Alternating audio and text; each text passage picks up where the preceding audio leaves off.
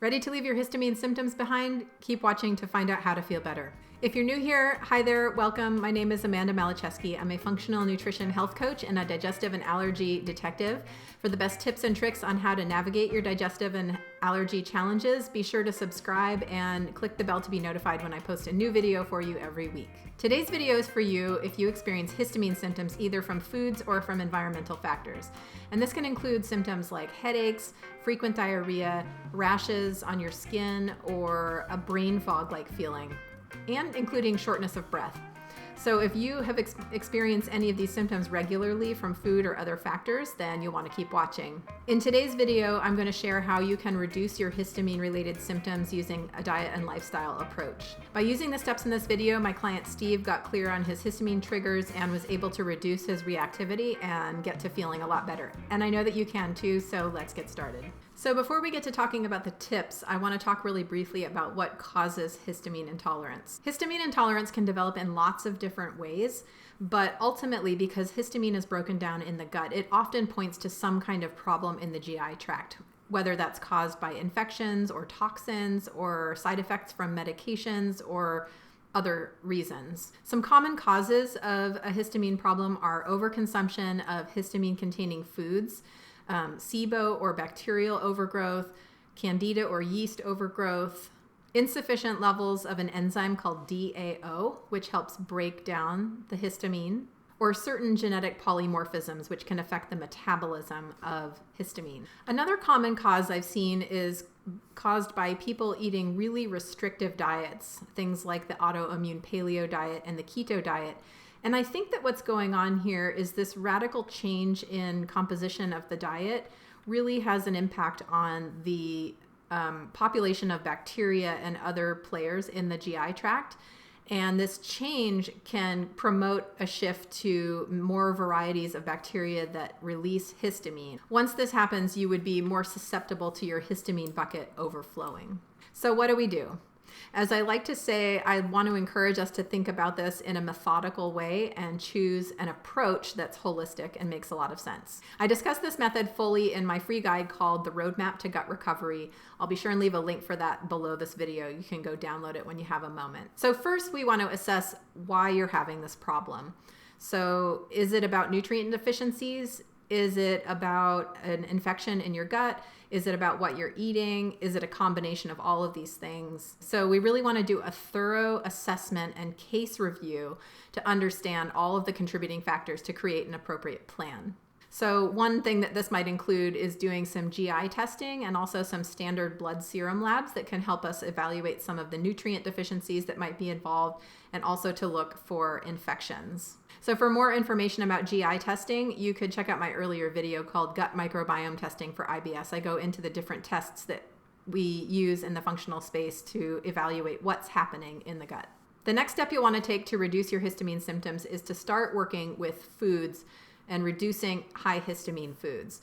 You can access a high histamine food list by going to confluencenutrition.com/histamine. I'll leave that link below this video so you can go grab that after you finish watching. And I made an earlier video about this topic as well that you could go check out. It's called Histamine Intolerance for IBS. And in that video, I talk about how to use the histamine food list properly to get the most mileage out of it.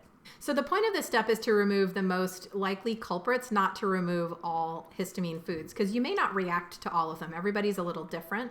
Once you get clear on which foods are triggering your symptoms, you can experiment with your threshold levels for that food. So for example, you might be able to eat a little portion of salami, but if you eat 7 pieces, you have a reaction. A really important thing to eliminate during this phase is alcohol. And this is because alcohol not only contains a high level of histamine, it also derails the function of the DAO enzyme that I mentioned that helps break down histamine. So it's a little bit of a double whammy. A few more tips to know about histamine and food. One is that cooking method does not affect the level of histamine in your food, so you can't boil or fry or saute away your histamine problem. And the other thing to know about food and histamine is that leftovers accumulate histamine. The longer they're stored, the higher the histamine level, and this especially applies to animal protein foods. So if you want to use leftovers, which I think is great to cut down on cooking, you'll want to freeze portions of the food for use later, and that halts the histamine production process. Next, you'll want to make sure that if you're using probiotics, that you're using probiotic strains that are not histamine producers. A lot of the really common strains of probiotics that are out there on the market are histamine producers. So I'm going to include a link below this video to a blog post I found a while back that details which probiotic strains are histamine producers and which ones are histamine degraders or are beneficial for a histamine situation. So go ahead and check that out. Next, you'll want to incorporate any relief care methods and address any nutrient deficiencies that are contributing to your inability to break down histamine. If you're not sure which nutrients you need in this case, you may want to work with a practitioner who can help you sort this out. The first thing to make sure you have adequate levels of is vitamin C and copper, and this is because your body's ability to create DAO enzyme is dependent on these two nutrients. The second thing to include are nutrients that support methylation or cellular level detox. And the most common deficiencies of these nutrients are vitamin B12, vitamin B9, also known as folate, vitamin B6, and magnesium. And this is because these nutrients help your body form an enzyme called HNMT, which is part of the methylation cycle.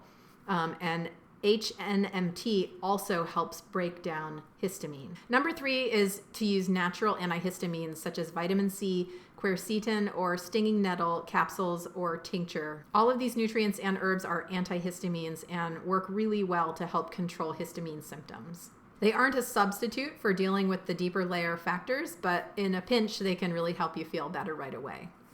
And finally, number 4 is to use DAO enzyme itself. There are several products out there on the market that you can get that you can take with your meals to help reduce the histamine effect.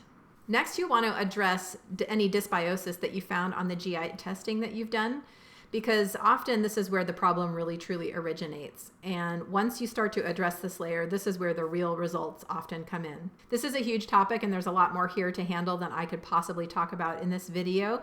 So if this is you, I really encourage you to work with a practitioner who can help you work through this process safely. In the meantime, you can check out my earlier video called Dysbiosis Treatment Tips. That will give you some idea of the order of operations and some of the things you might be looking at working with.